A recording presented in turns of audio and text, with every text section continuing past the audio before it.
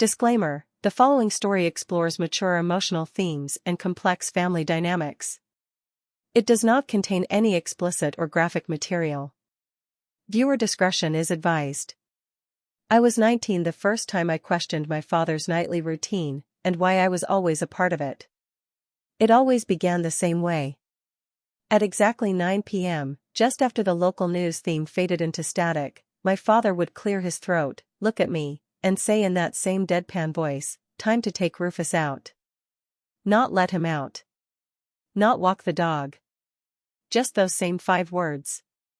Every night. Rain or snow. And I always had to go with him. Rufus, our German shepherd, was huge, too big for a house as small as ours on the edge of the woods. My mom used to joke that he was more wolf than pet. But she hadn't been around for years.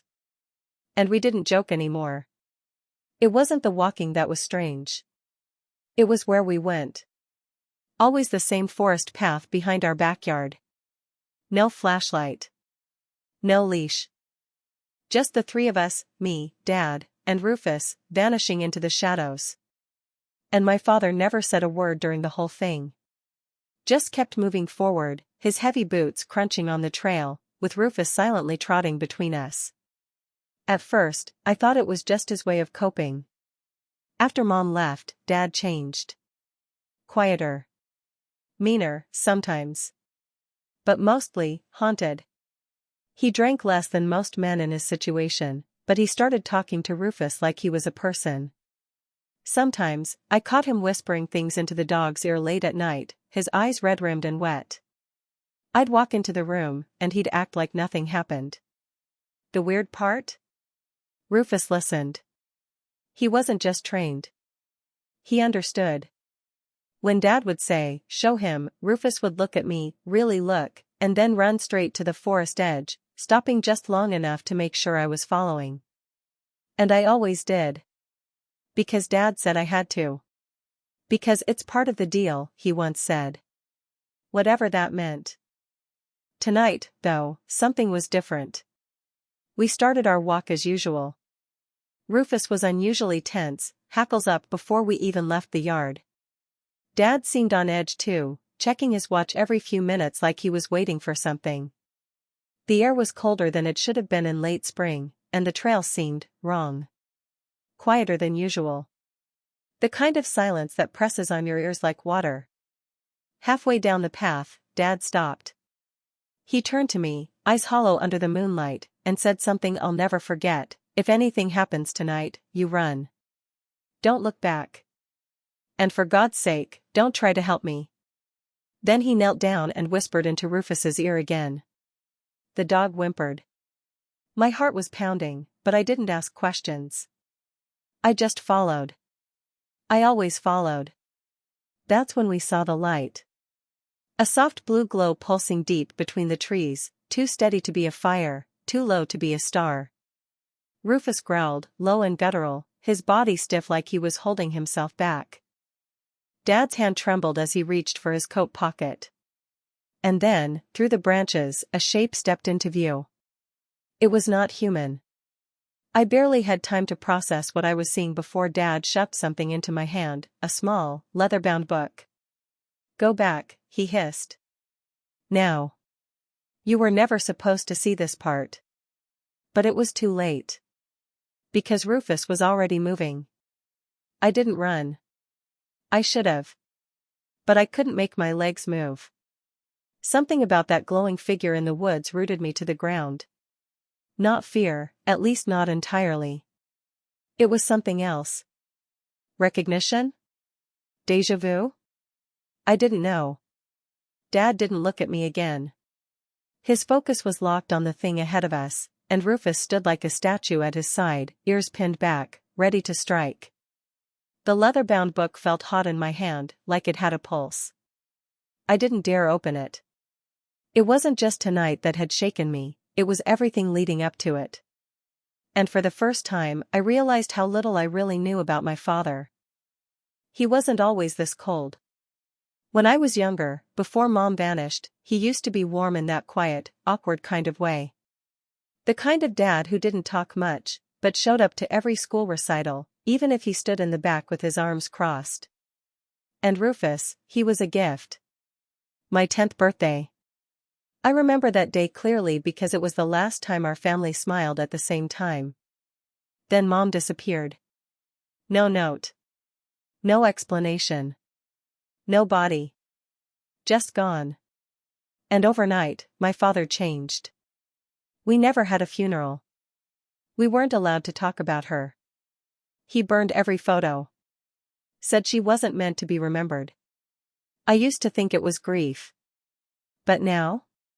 Now I wasn't so sure.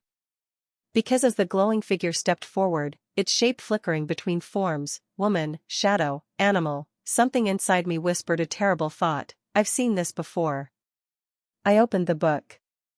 The pages were filled with symbols I didn't understand, drawn in what looked like charcoal, or ash. Scribbled between the lines were my father's notes, written in a tight, obsessive scrawl: Rufus is the anchor. He remembers what I can't. The bloodline must remain closed. My blood went cold. Rufus let out a low growl, more warning than threat. The figure froze, then tilted its head, curious. Almost sad. Then I heard her voice. Not out loud. Not like talking. More like something in the back of my mind unlocking. You remember me now, don't you? I staggered backward. Dad turned sharply. His face was pale, eyes wide, not with fear, but regret. I told you not to open it, he said, his voice cracking. You weren't supposed to know yet. Know what? I asked, breathless. He looked at me like a man standing on the edge of a cliff. That she's your mother. She didn't look like Mom. Not exactly. But there was something in the way she moved, her posture, the flicker in her eyes, the way she held that invisible weight of knowing me. It wasn't just a trick of memory. It was her, and yet, not. My father stepped between us. You're not taking him, he said, voice low and cracked. That wasn't the deal. The figure didn't flinch. The deal was broken the moment he remembered. Rufus barked, once, sharp and commanding. I'd never heard him sound like that. He wasn't afraid. He was angry. Defensive. Like he knew this wasn't just about me. And maybe it wasn't. The book vibrated in my hands, flipping pages on its own until it stopped at a torn entry. I could barely make out the words, binding through blood. The gate will open when the last thread frays. Below it, a line scrawled in haste: the boy is the thread. I looked up at Dad. You knew all along, I said. You knew this wasn't just about Mom. Or Rufus. Or even you. He didn't deny it. I tried to keep you out of it. I tried to bury the bloodline with me, he said. But they marked you the day she disappeared. Rufus was supposed to protect you from them. Until you were strong enough to choose. Choose what? The figure stepped closer, her voice in my mind again, gentler this time. To remember. Or to forget forever. If you remember fully, the gate opens. And it won't just be me that comes through. Behind her, the trees shimmered with a faint red glow, other shapes moving now, circling. Watching. Waiting. And I realized this wasn't a choice between two parents. It was something much older. Something deeper. The forest wasn't just a path. It was a door. And I was the key. The trees were pulsing now, red veins of light snaking through their trunks, casting an unnatural glow that made the shadows feel alive. I could hear them whispering. Not words, exactly. Feelings. Regret. Hunger. Longing. The kind that seeps into your bones before you realize you're not standing in your world anymore. Rufus barked again, but this time it wasn't enough. One of the shadow things stepped forward, nearly human in form but flickering like a broken signal. My father drew something from inside his coat, an old blade etched with symbols that matched those in the book. He looked at me, terrified. This was never supposed to reach you, he said. I've held it back for 20 years. And now, it wants you. The glowing woman, my maybe mother, stepped closer. Her voice wasn't gentle anymore. You opened the book. You awakened the gate. You can't run from blood, son. I looked at Rufus. He wasn't barking now. He was staring at me, eyes locked, unmoving, ears back. Waiting for a command. I don't know what to do, I whispered. And then something inside me cracked. A memory hit, sharp and vivid. Me, 6 years old, following Rufus into the woods. A voice calling me deeper. My father screaming my name. And that same glow, red and blue, rising from the ground like smoke. I wasn't supposed to remember. But I did. The book burned in my hands now. Pages blackened and curled. The gate was opening. My father turned to me, eyes full of pain. You have to choose. Me, or her. But what happens if I choose her? I asked. He didn't answer. Because behind him, the ground split open, and he fell. The moment my father disappeared into the fissure, something inside me shattered. Not just fear or panic, something deeper. A wall that had kept the truth out for years crumbled, and with it came a flood of images I didn't recognize, but somehow remembered. I fell to my knees, the book still burning in my hands, but now it no longer hurt. Instead, it felt like it was merging with me. Binding itself to my skin, to my blood. Rufus growled behind me, but didn't move. The glowing woman stepped closer. The creatures in the trees stilled, watching. It's time to stop pretending, she said softly, her voice no longer otherworldly. It sounded normal. Human. Like Mom used to sound when I couldn't sleep. I stood slowly, fists clenched. You said he broke the deal. That this was all because of him. But you wanted me to open that gate. You needed me to. She tilted her head. I created you to. The tree swayed, though there was no wind. My stomach dropped. What? She stepped forward again, her glow dimming slightly, her form solidifying. She was clearer now, late 30s, same eyes as mine. Same jaw. But colder. Sharper. Your father thought he could bury the bloodline. But I knew you would wake up eventually. The forest, the rituals. Rufus, they were all meant to suppress your nature. To keep the truth from surfacing before you were ready. But ready or not, the moment you opened the book, you began the return. Return? I backed away. I'm not returning anywhere. I was born here. Her smile was patient. Pitying. No. You were sent here. The world tilted. Something in my chest turned to ice. You're not human, sweetheart. You never were. My knees gave out, but I didn't fall. Rufus was suddenly at my side, pressing into me, holding me up. My mind was spinning. You're lying, I whispered. You're trying to manipulate me. I'm your mother, she said. Why would I lie? A flash of memory hit me, my father standing over me in the hospital as a baby, begging someone, something, to let him keep me. To raise me. A blood-soaked ritual circle in the delivery room. Screams. Light. He stole me. My mother stepped closer, reaching out a hand. Come home. The world you're in is dying. They don't deserve you. You were made for more than this. Rufus snarled. Don't listen, came a voice. A new one. From the fissure. My father clawed his way back up, bloodied, burned, but alive. She's not your mother. Not anymore. What are you talking about? I shouted. She was, he coughed. Before the pact. Before the gate changed her. The woman's face twitched, just for a moment. Anger. Pain. Maybe guilt. She gave you up, son. For power. I begged them to let me raise you outside the fold. I made the pact. Walked the path. Sacrificed everything to keep you here. Human. The creatures surrounding us stirred. She's trying to open the gate wide. Not just for herself, for the others. If you join her, you're not saving her. You're inviting a war. The ground trembled. The book pulsed in my hands. My heart was tearing itself apart. My mother stepped back. Don't listen to him. He's the one who lied to you.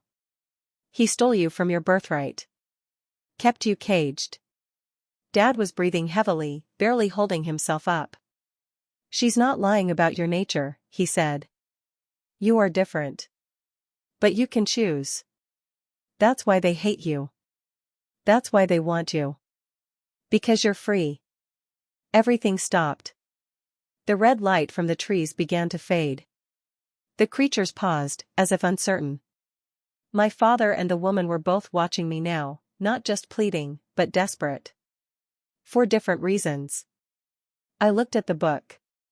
The pages had gone still, now open to a final drawing, a symbol split in two, half shadow, half light, intertwined by a chain of blood. I realized something no one had told me. I didn't have to choose either of them. I could break the chain. I turned to Rufus. His eyes met mine, and I saw it. He knew. He'd always known. I whispered, "Help me." And then everything changed. The dog stepped forward, placing his paw directly on the page of the book. The moment he touched it, the forest screamed. Not just the trees, everything. The air, the ground, the sky. A high-pitched sound like every truth unspoken was being torn free all at once. My mother shrieked, her form unraveling, not from pain, but from exposure. As if the illusion that held her together couldn't withstand what we'd just done. Her eyes glowed blue again, but there was panic in them now. You don't know what you've done, she screamed. But I did. Rufus had been the anchor. I had been the lock. And the book was never meant to open the gate. It was meant to seal it. My father collapsed to the ground, gasping. You figured it out. The creatures began to vanish, dissolving into red smoke. The trees stopped glowing. The ground steadied. My mother, if she was ever really that, stood trembling, her power draining. This world will betray you, she said quietly. They always do. I looked her in the eyes. Maybe. But I'll still fight for it. And with that, the book snapped shut in my hands, sealing with a pulse of light that echoed like a bell across the woods. And she was gone. Not banished. Not destroyed. Just, no longer there. For now. Silence fell like ash after the storm. The red glow had vanished. The forest looked ordinary again, but I knew it wasn't. Not really. Nothing would be ordinary after this. I looked down at the book. Cold now. The symbol on the cover had changed, no longer flickering with chaos, but locked. Whole. Final. Rufus sat beside me, panting lightly, like it was any other night. Like we hadn't just sealed off an ancient gate with a bond forged in blood and grief. My father sat against a tree, his hands shaking. He looked older somehow, like the years he'd fought to hold back finally caught up. I didn't think you'd choose your own path, he said, barely above a whisper. I wanted you to have the choice, but I never really believed you'd make one neither of us could see coming. I swallowed, feeling the ache in my throat. I didn't want power. Or revenge. I just wanted to be free of both of you. He nodded slowly, eyes glistening. You are. But it'll come at a cost. I know. A gust of wind rustled the leaves, but this time it carried no whispers. Just stillness. But Rufus's ears twitched. He turned toward the trees, alert. I followed his gaze. Standing just at the tree line was a girl. No more than 10. Pale skin, dark eyes that shimmered blue. Watching. Not threatening. Just watching. She mouthed something I couldn't hear. then turned and vanished between the trees. Rufus whined softly. Dad saw her too. His face went pale. They never really leave, do they?